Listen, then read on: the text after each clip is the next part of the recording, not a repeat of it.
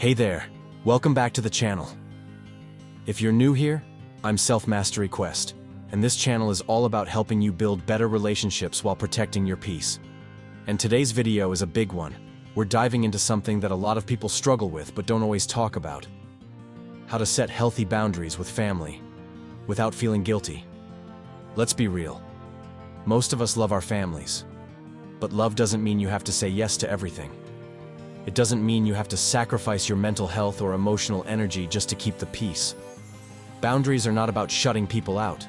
They're about letting the right energy in. So in this video, we'll explore why boundaries with family are so hard, what healthy boundaries actually look like, types of boundaries you can set, step by step how to set them scripts you can actually use in real life, and most importantly, how to stop feeling guilty about it. Let's get into it. Part 1. Why boundaries with family are so hard. Let's start with the obvious question. Why is this so difficult? Well, it's because we were raised in a culture where family is sacred, and in many ways, that's beautiful. But sometimes, that mindset creates an environment where we feel like we can't say no without being labeled as selfish or ungrateful. Here are 3 main reasons boundaries with family feel harder than anywhere else. 1. Emotional history. You've got years, even decades, of shared memories, emotional investments, and unspoken expectations. This history creates a sense of obligation that's hard to shake. 2. Cultural and generational beliefs. In many cultures, there's a strong belief that children must always obey parents, or that family comes before the individual, no matter what. But in reality, that belief can sometimes be damaging if it leads to constant self-sacrifice. 3. Fear of conflict or rejection. A lot of us fear that if we set a boundary, it'll cause an argument, or worse, we'll be cut off or seen as the difficult one. But here's the truth. Boundaries don't damage relationships, they define them. And the people who truly care about you will learn to respect them. Part 2. What healthy boundaries really are. Let's clear up a common misconception. Boundaries are not walls. They're not about pushing people away or cutting them off. Boundaries are simply the limits you set to protect your time, your energy, your mental health, and your values. Think of them like the rules of a game. Everyone knows how to play better when the rules are clear. So, what do healthy boundaries look like? Saying no without over-explaining, asking for space when needed, choosing what topics you do or don't want to talk about, limiting how often and how long you're available, prioritizing your own well-being without guilt. A healthy boundary is firm but kind. It's direct but not aggressive. It's your way of saying, this is what I need to show up as the best version of myself. Part 3. 5 types of family boundaries you might need. Let's break it down into 5 key categories. These are areas where most people eventually need to set some kind of boundary with family. 1. Emotional boundaries. These protect your feelings. For example, I'm not in a space to talk about that right now. I don't appreciate being spoken to that way. 2. Time boundaries. You only have so many hours in a day.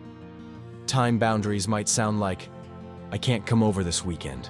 I need to recharge. Please call before dropping by. 3. Conversational boundaries. Some topics are off limits, and that's okay.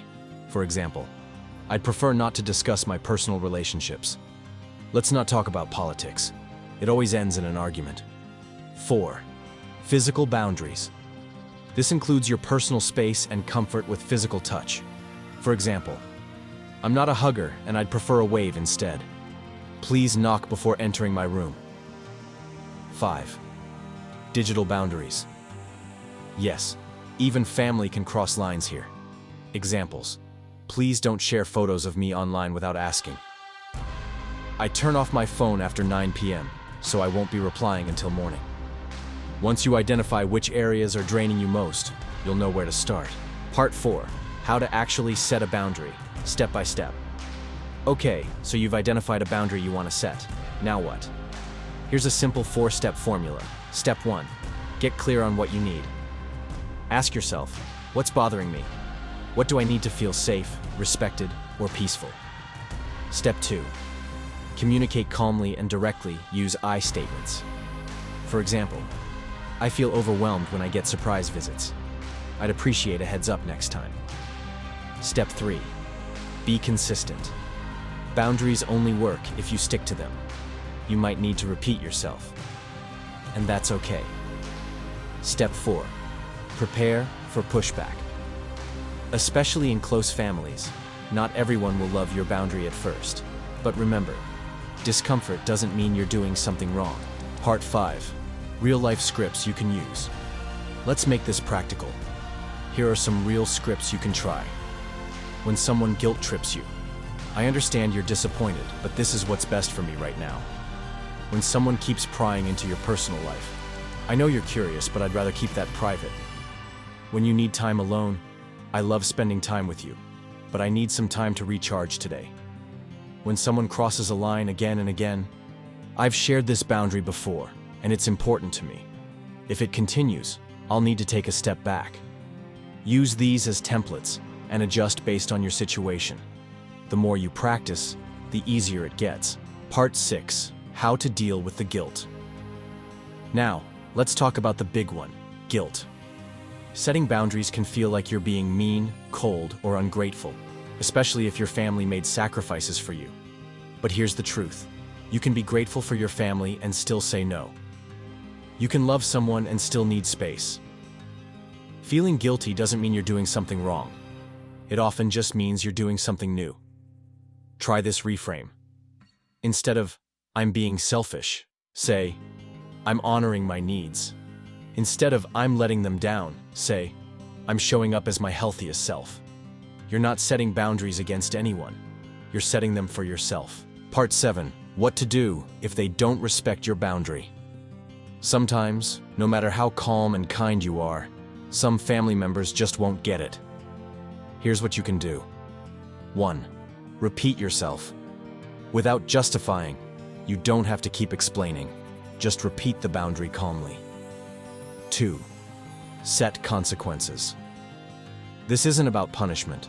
It's about protecting your peace. For example, if you keep yelling, I'm going to leave the conversation. If this boundary isn't respected, I'll need to take some space. 3. Know when to walk away. In rare cases, someone might be so toxic or abusive that no amount of boundary setting will work. In those situations, it's okay to choose distance, temporarily or permanently. And if you do, that doesn't make you a bad son, daughter, sibling, or parent. It makes you someone who values emotional safety. Part 8. Final thoughts. Setting boundaries is hard, especially with people you love. But it's also one of the most loving things you can do for yourself and your relationships. Because when you set boundaries, you protect your peace. You show others how to treat you. You make space for real, respectful connection. And over time, your family might not just accept your boundaries. They might respect you more because of them. So if you're struggling with guilt, just remember, you are allowed to take care of yourself. You are allowed to say no. You are allowed to be whole, even if it makes others uncomfortable for a while. If you found this video helpful, please like and subscribe, and share it with someone else who needs this message today. And let me know in the comments, what's one boundary you're working on right now? Thanks for watching, and I'll see you in the next one.